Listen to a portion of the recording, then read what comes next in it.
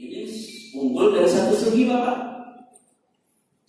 Tapi saya katakan tidak ada unggulnya sebuah sekolah, tidak ada unggulnya sebuah madrasah apabila di madrasah sekolah tidak ada musala dan ketika zuhur anak dan guru tidak sholat berjamaah. Itu bukan unggul namanya.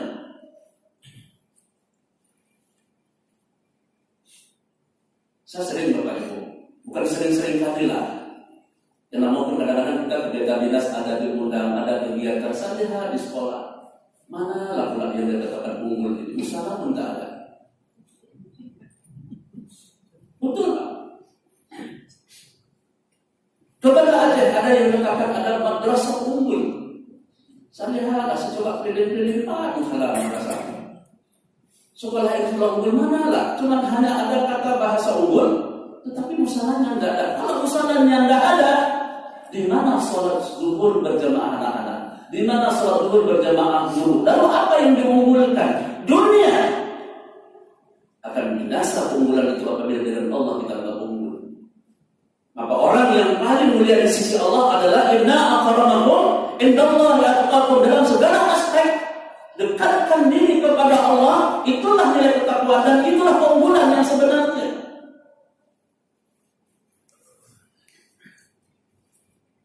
Maka saya Bapak Ibu maaf, saya bilang mungkin di sini ada wali-wali siswa mungkin di Mandung semua.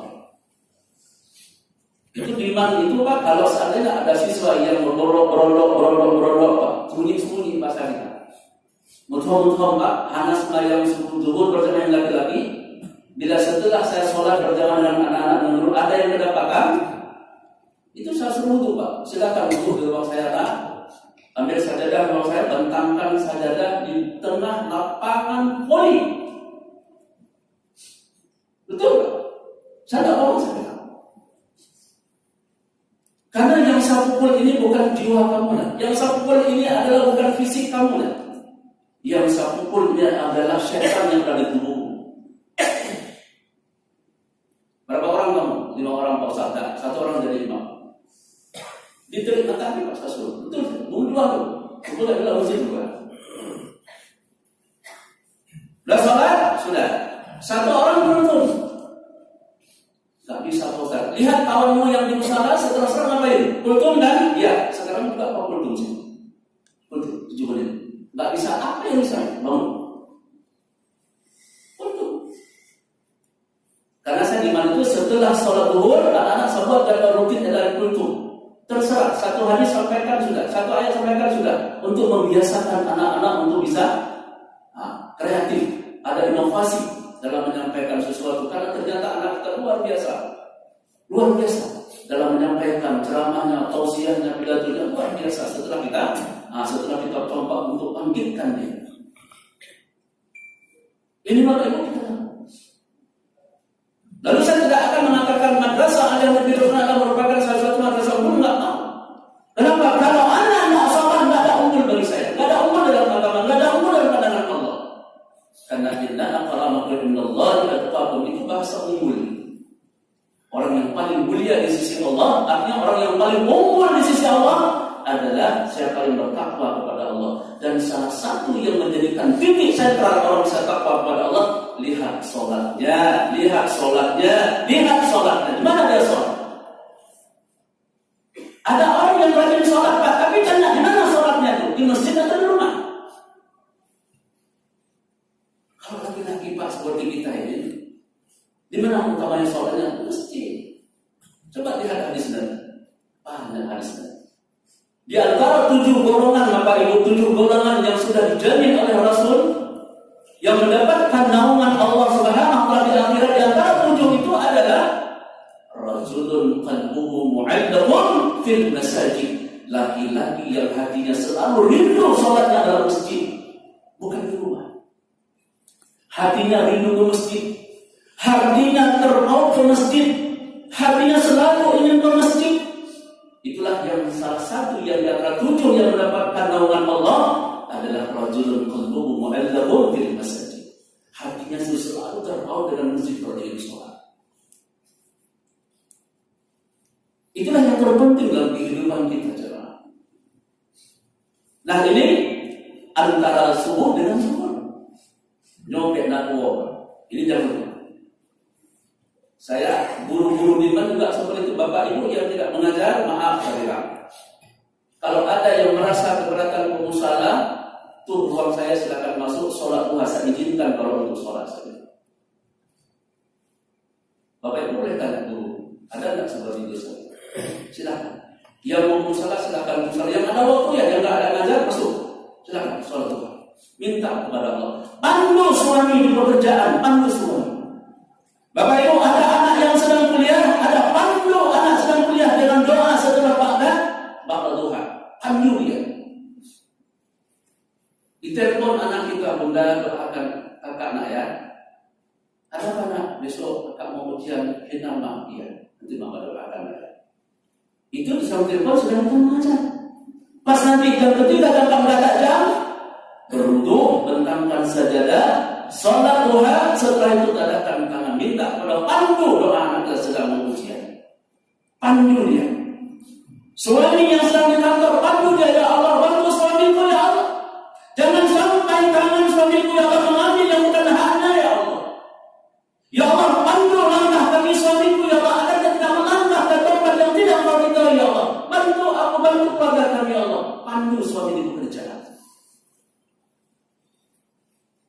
Jadi jangan kita pikir remeh satu waktu datang Anda luar biasa. Coba bayangkan Bapak Ibu, kalau istri di rumah memandu suami di kantor, dan suami di kantor ketika jam 9 tidak ada pekerjaan, walaupun sesibuk apapun, berapa menit tak hanya 5 menit 2 rakaat, bentangkan saja. Dan tidak usah malu ya Allah Bapak Ibu. Hari ini orang sholat duha malu Pak. Bunuh dua hari berbulan. Malu hari ini Pak orang sholat duha di kantor. Mana yang bisa pakai kali itu? Ya Allah ya Rahman. Kita ini butuh kita dengan Allah Pak malu. Ini luar biasa. Ini jiwa yang salah, hati yang salah, malu kita. Jangan. Ini persoalan kita dengan Allah Subhanahu wa Ta'ala. Tidak berusaha dengan orang lain kita. Asal jangan yang baik Bapak Ibu. Nyontek tentang rumah yang kadang perlu rumah yang jangan baik juga. Tarik kamu. Tapi setelah kita berujuk orang yang kita terus tentangkan saja di kantor segala macam. Subhanallah. Ini penting, Pak. Adakah orang yang lebih mulia daripada orang yang dalam salatnya? Karena hari ini saya katakan tadi, Pak, ada orang yang sudah umrah, berulang kali dia umrah. Di sana dia semangat Pak, Masjid Nabawi. Wah, semangat luar biasa. Jam 3 Pak, jam 3 malam waktu Madinah, jam 3 malam waktu Makkah dan masjid. Terkadang ada jalan kita akses ke masjid ditutup oleh security, ditutup. Ya, masuk ke sana, masuk ke sana. Sana pun tutup, masuk ke sana. Cari jalan karena sekali ke sana masjid. Begitu semangatnya gitu. Yang penting masjid Nabawi, masjid Madinah, masjid Makkah Al-Mukarramah. Begitu pulang dari sana, semangatnya tidak ada lagi. Coba lihat. Begitu pulang dari sana, mana semangat yang jam 3 ke Masjid Nabawi? Mana jam 3 yang ke Masjidil Haram? Jangankan jam 3 di sini, Pak, sudah azan subuh pun tak mau menolak. Maka sering saya katakan, Pak, mabrurnya haji itu jangan lihat di sana. Mabrurnya haji jangan lihat di sana. Makmulah umrah jangan lihat di sana, Pak. Lihat mengenai wall dan yang putih dan yang semoga haji mabrur Pak ya. Ngisi dia urut ngambil dan tak berdua ya berbuka. Tapi tak kandang untuk nanti bawa berdua mana tidak haji. Doa boleh saja. Cuma boleh saja. Makanya Bapak dan Ibu, Nabi menyampaikan di dunia ini ada 2 tempat yang Nabi ingatkan. Masjid dan pasar, masjid dan pasar, masjid dan pasar. Ini Rasul ingatkan 2 hal ini. Orang yang sering ke masjid, inilah orang yang Allah muliakan. Allahumma ighfir lahum warhamhum. Ini doa malaikat untuk orang yang ke masjid. Orang yang ke pasar kan tidak ada doa malaikat seperti ini, tidak ada. Tapi doa malaikat, doa yang masjid, Allahumma ighfir lahum, Allahumma arhamhum. Ya Allah, lupa ampun dosa saudara ya Allah. Ya Allah, lupa ampun dosa-dosa, ya Allah, kembaruan ya Allah. Ya Allah, kasihi hamba-Mu ya Allah. Allahumma arhamhum. Ya Allah, kasihi mereka ya Allah. Sayangi mereka, ampuni dosa-dosa mereka ya Allah. Siapa doa itu? Bagi siapa? Bagi orang yang datang ke masjid, sholat ke masjid, iktikaf ke masjid, semuanya di masjid. Yang terkait dengan ibadah sholat lima waktu. Ini jemaah. Bapak Ibu yang dimuliakan oleh Allah Subhanahu wa Ta'ala. Ada sholat lagi? Ada. Kapan? Tengah malam. Tahajud. Jadi ini yang seru ini. Antara Isya dengan subuh itu panjang kan waktunya. Antara Isya dengan subuh itu waktunya panjang.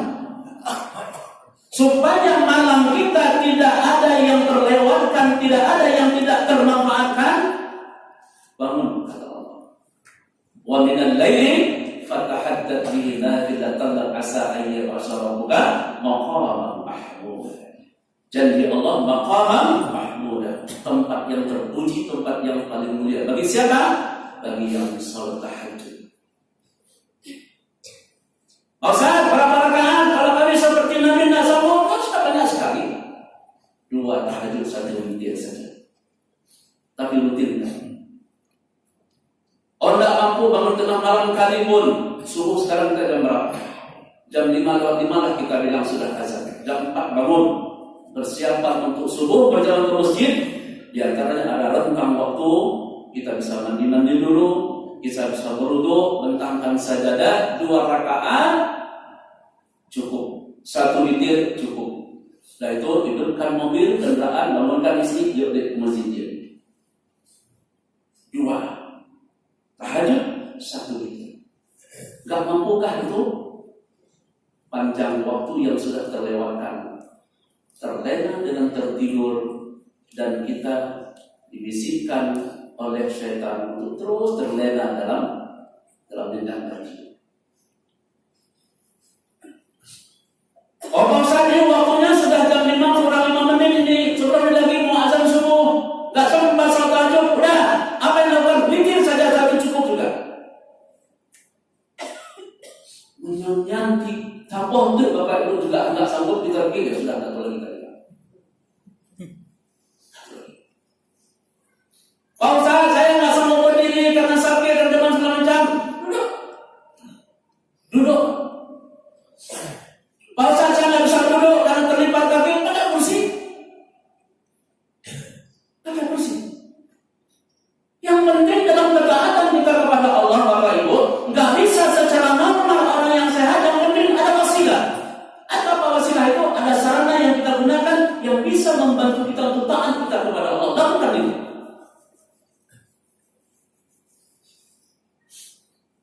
Makanya di mobil Pak, di mobil kita yang punya bagasi di belakang lah di sana kita bilang.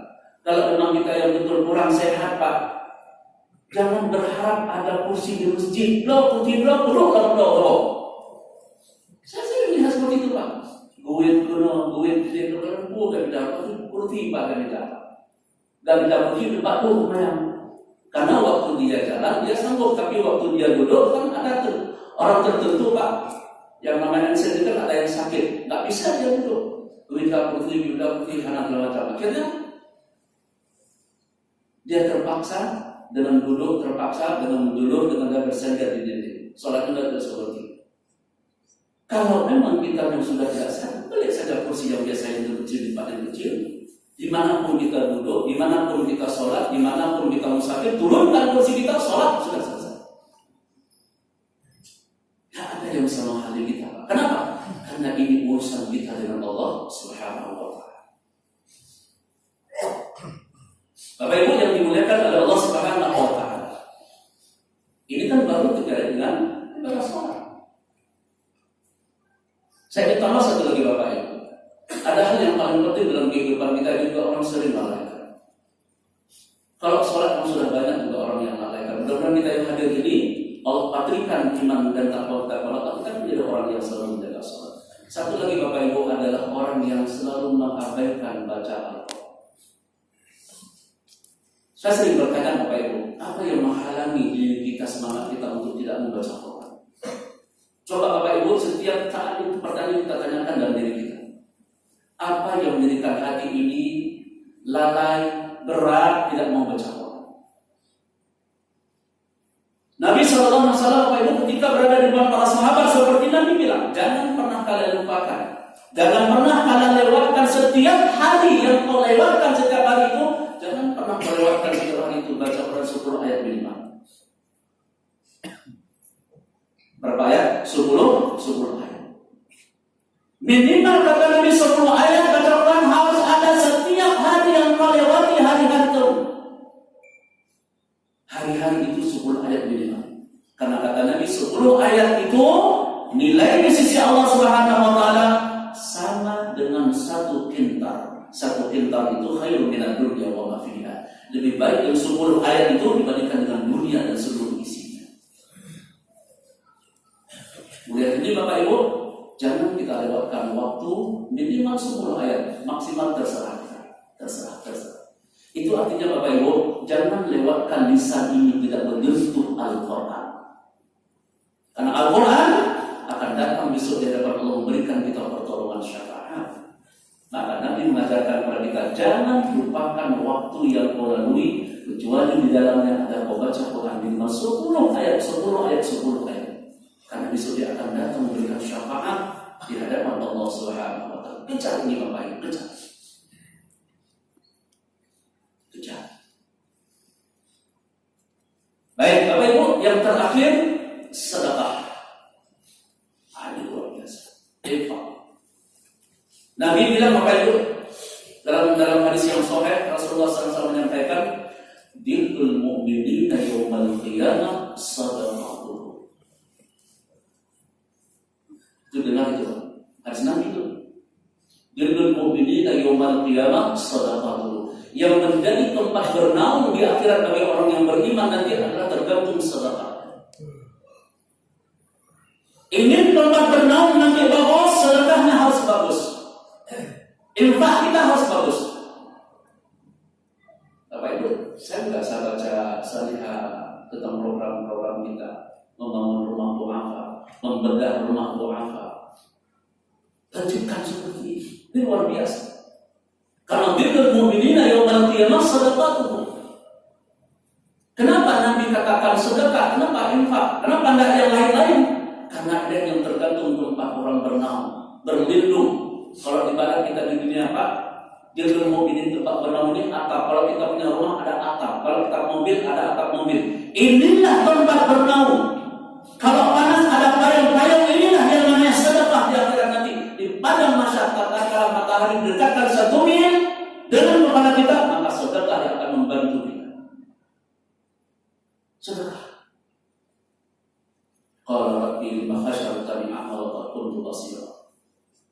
Dan sampai kita menjadi orang-orang yang buta di akhirat. Di dunia sudah buta, akhirat sudah buta. Kenapa? Informasi Al-Quran tidak. Maka ini Bapak Ibu yang dimuliakan oleh Allah Subhanahu wa taala, maka ketiga yang saya sampaikan tadi, salat saya sampaikan secara garis besar, kemudian baca Quran secara garis besar, jangan ditinggalkan. Kemudian yang ketiga adalah sedekah atau infak. Ini tiga ini minta kepada Allah. Allahumma ja'alna min ahlil Quran. Ya Allah, bantu aku, jadikan aku ya Allah menjadi ahli Quran, menjadi keluarga yang cinta dengan Quran. Allahumma ja'alna min ahli salat.